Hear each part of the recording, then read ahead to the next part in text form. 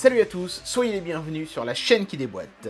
Aujourd'hui on va pas se taper des barres, aujourd'hui on va se taper une barre de son, de chez Alphawise, qui a la particularité de se transformer aussi en enceinte colonne. Je crois qu'après un jeu de mots d'une telle qualité, on peut directement passer au test.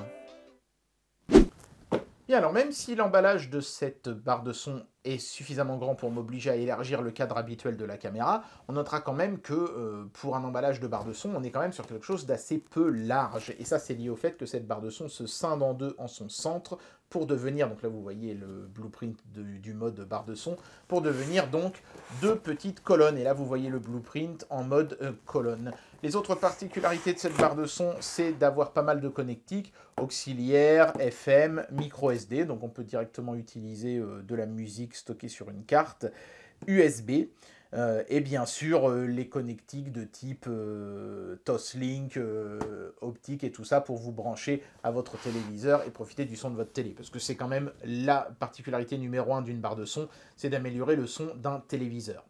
En effet, avec la réduction de l'épaisseur des téléviseurs, en général, les enceintes intégrées au téléviseur ne sont pas terribles. D'où l'intérêt d'acheter une barre de son pour placer à côté. Allez, on va tout de suite procéder au déboîtage.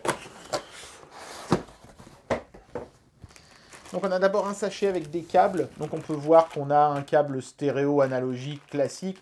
Un petit câble ici qui permet de relier les deux moitiés en mode barre de son.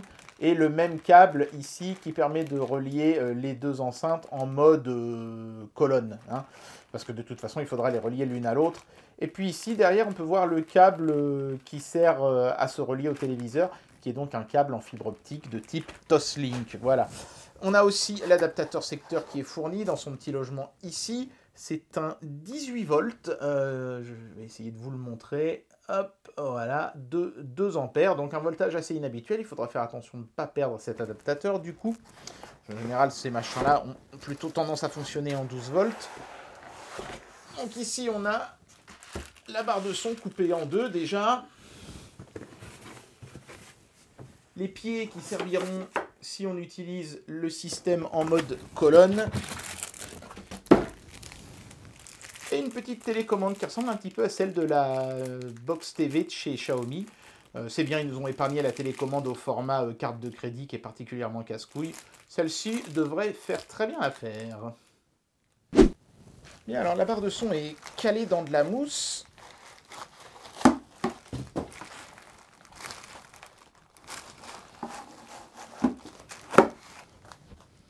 Et ensuite, bien protégée dans des petits sachets.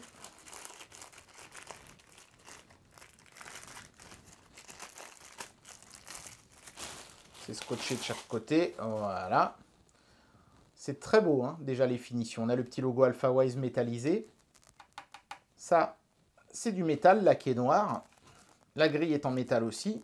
Il n'y a quasiment que des matériaux nobles sur la surface. C'est vraiment très chouette. Donc ici, on peut voir le connecteur qui viendra en fait permettre de relier les deux moitiés ensemble.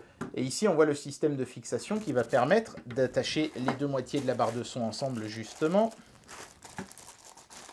On va commencer par essayer de faire ça. Voir comment on fait pour les attacher ensemble. Je pense que ça doit être un système de quart de tour ou un truc comme ça, on va voir. Voilà, donc là ici on peut voir l'autre moitié. Donc sur cette partie-là, il y a beaucoup plus de connectiques, évidemment. On peut voir l'antenne pour la radio FM.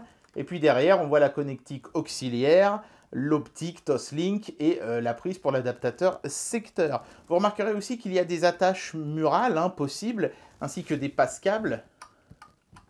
Et les chevilles et la vis qui permettent de faire tenir les deux parties de la barre de son au mur sont fournies dans le sachet que je vous ai montré tout à l'heure.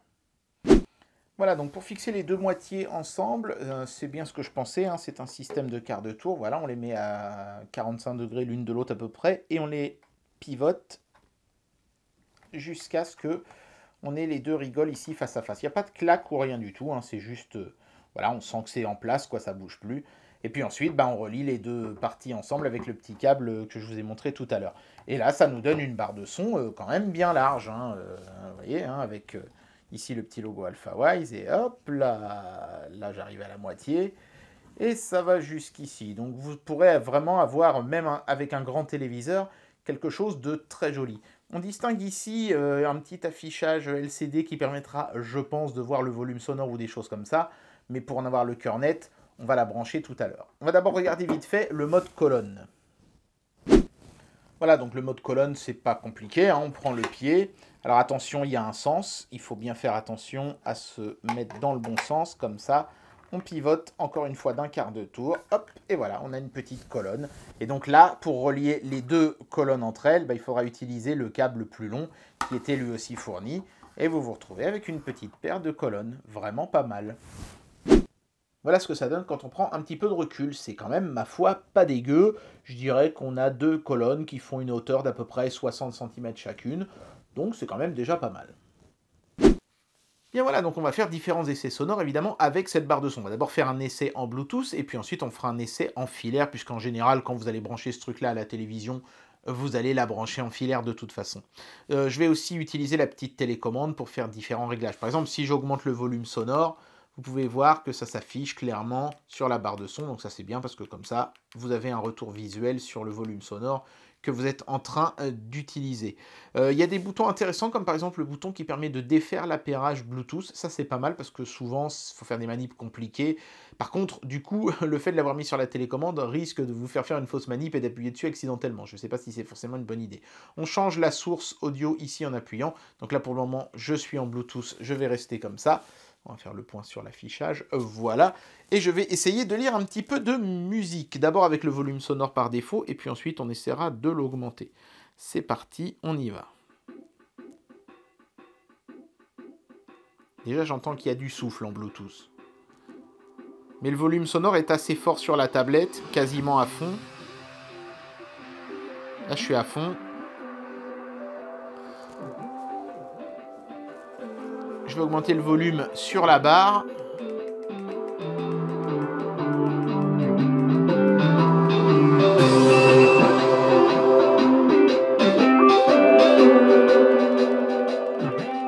Ça monte très haut, ça sature pas, ça c'est plutôt pas mal. Le souffle reste au même niveau, donc j'imagine qu'il suffit de baisser le son sur la tablette et de l'augmenter sur la barre de son pour faire disparaître ce problème-là. Donc c'est une bonne chose. Là, avec un volume sonore normal, on l'entend plus du tout. L'équilibre sonore est plutôt pas mal, même si je trouve que les basses sont un petit peu étouffées. Bon, c'est un peu normal, il n'y a pas de basse réflexe, hein. Donc maintenant, ce qu'on va faire, c'est qu'on va essayer en filaire.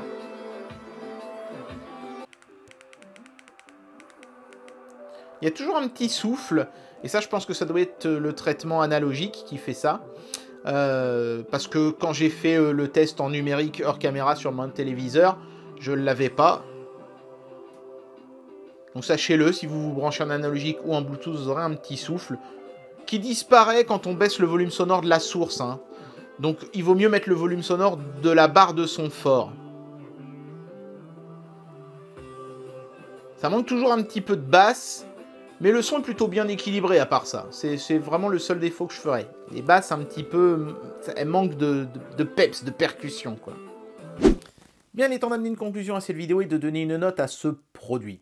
Cette barre de son de chez Alphawise tire son originalité du fait qu'elle est scindable en deux et transformable en deux petites colonnes, ce qui est forcément intéressant puisque la barre de son ne peut pas forcément convenir à tous les setups.